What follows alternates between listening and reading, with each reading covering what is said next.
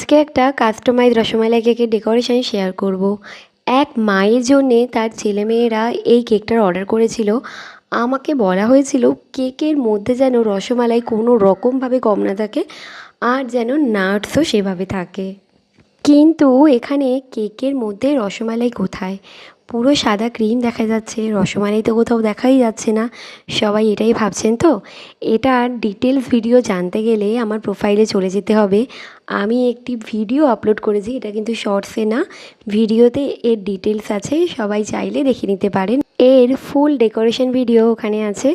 আমি প্রথমে নিচে সেম কালারের ক্রিম দিয়ে একটু বর্ডার দেওয়ার চেষ্টা করেছিলাম, দেখি ভালো লাগছে কি না। কিন্তু দুটো বর্ডার দেওয়ার পরেই আমার আর ভালো লাগছিল না, তাই তুলে ফেললাম।